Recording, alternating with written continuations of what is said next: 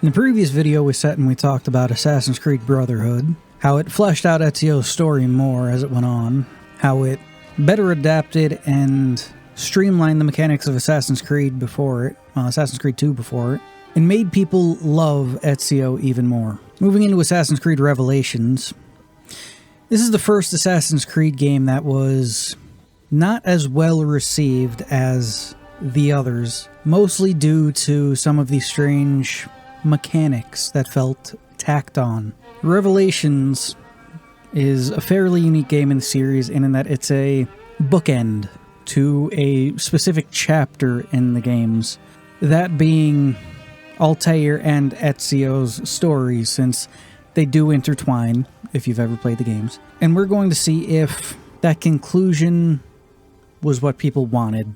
Well, this game didn't innovate mechanic-wise as much as they had hoped. The narrative of the game hit quite hard with a lot of people.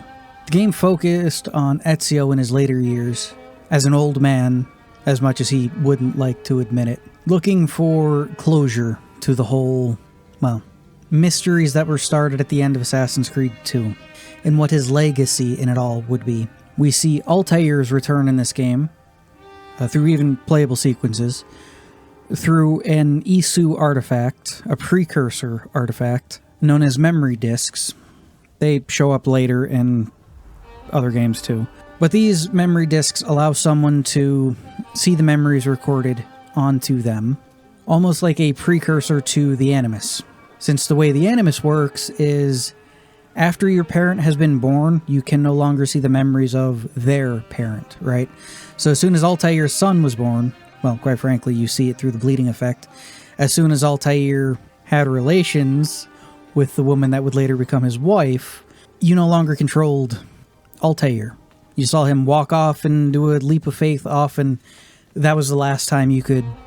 that you saw him like that. So, this gives an ability for us to see the literal end of Altair's story, whilst not needing an Animus. Mind you, they kind of retcon this later on, in that an Animus was created that they could have literally just hooked up to Altair's bones if they wanted to and relived his entire fucking life. Like what they did with Bayek and his wife, whose name eludes me since I don't like her as a character. Anyway, people wanted this ending to feel significant. Again, though, you can't actually see Ezio's proper ending in this game, because again, you're descended from Ezio. Well, Desmond is descended from Ezio, which means he had a child before he died, which means you don't get to see how he died. It's explained in one of the branching games, or action novels, some shit. I don't know. I don't consider them mainline games anyway. The other big thing that was brought about in this is a distinct lack of modern-day story. This was the first Assassin's Creed game to try to not have one.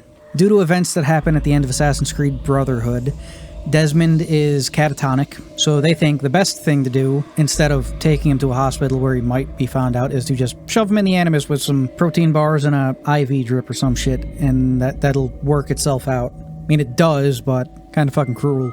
Desmond is stuck on an... I guess they explain it as kind of like a tech demo for what the Animus could do. Like a... What's the word I'm looking for? A place where you would test physics for a video game engine, right?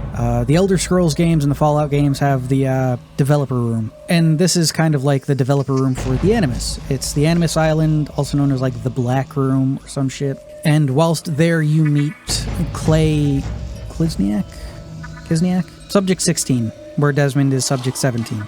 They say they share some ancestry, but, you know, he was driven insane because they left him in the Animus for too long, and all the memories from everyone else kind of bled together, and he thought he was a bunch of people all at the same time. Kind of not the best thing for you, right? So if you were to take, like, just for instance here, if you were to take a child, and you were to put them into 1-to-1 speed in the Animus, reliving Altair's life from when he was born all the way up to when he died, you would pretty much have a clone of Altair. Well, a consciousness clone of Altair. That mean they could also clone him. That's a thing Abstergo was working on, but side tangents and shit are a thing in these games. But when you're in it too long, your psyche starts to break down, and your ancestors' memories start to bleed into your memories, which is why they call it the bleed effect. They actually use this to train Desmond on how to move and fight like Ezio. So it can be used for some things, but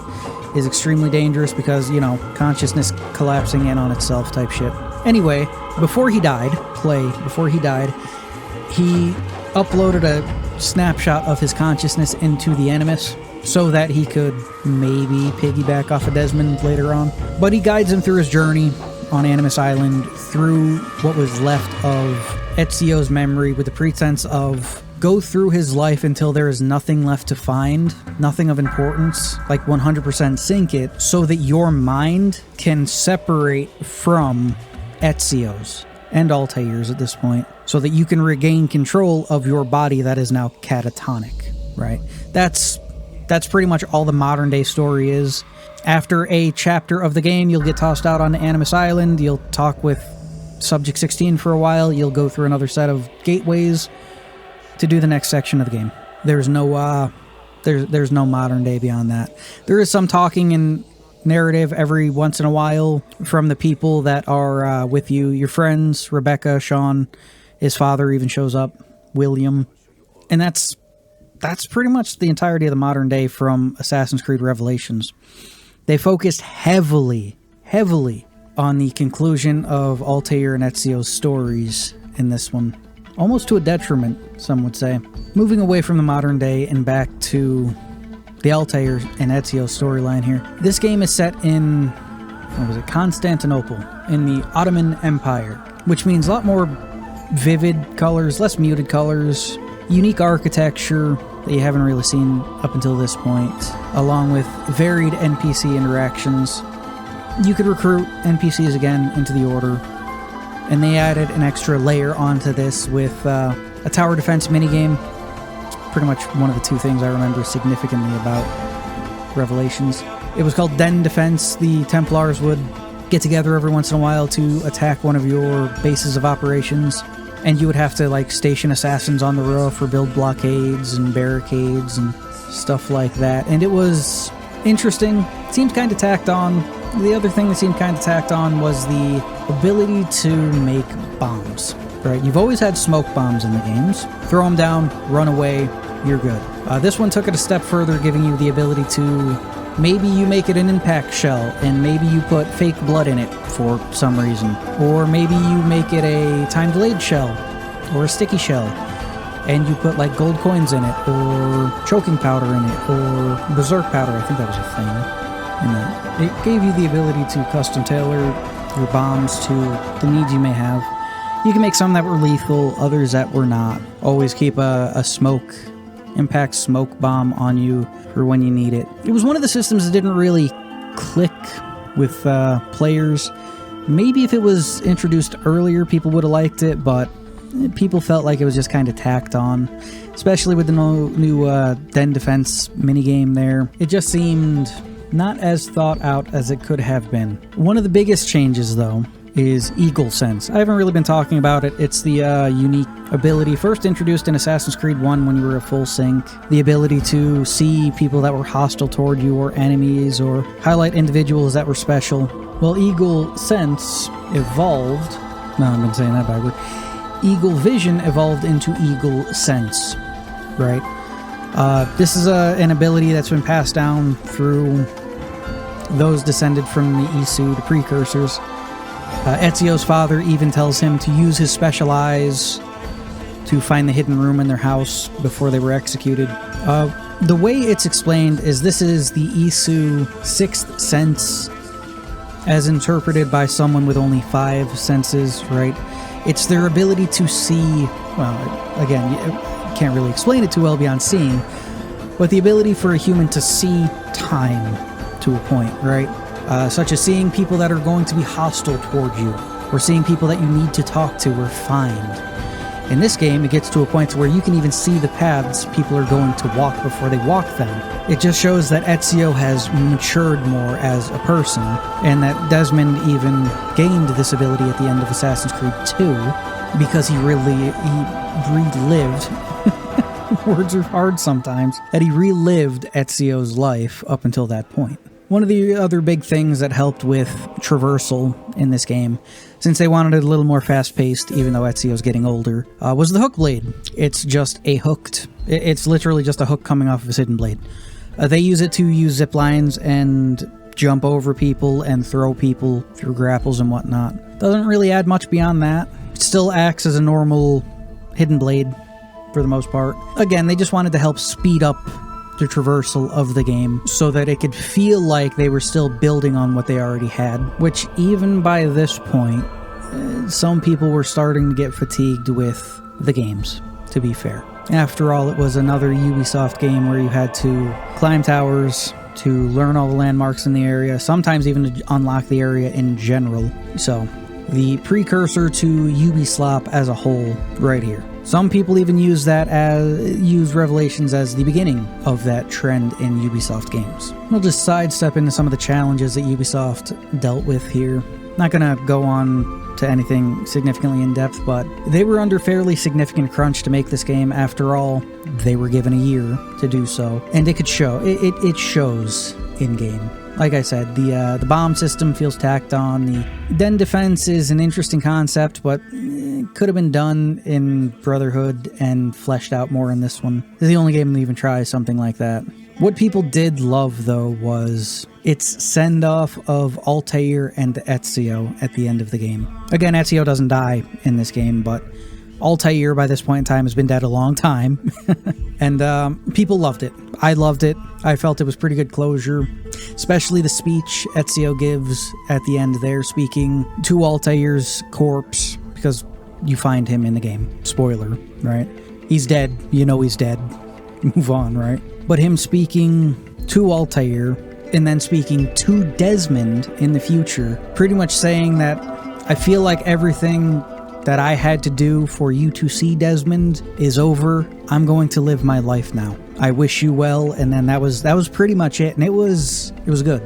It was a very good ending for those stories. As I said, though, people did feel like the gameplay was significantly repetitive. The overall story of the game was fucking amazing, but gameplay did start to feel stale. After all, there's only so much you can do with the formula of Assassin's Creed, but there were still people, die-hard fans of the series, myself included at that point, that wanted more of this world, more of the lore, more of the gameplay. So we were excited for what would come next in Assassin's Creed. At the end of the modern-day story bit of Assassin's Creed Revelations, Desmond wakes up. I know, shocker, surprise, but it leads directly into Assassin's Creed 3.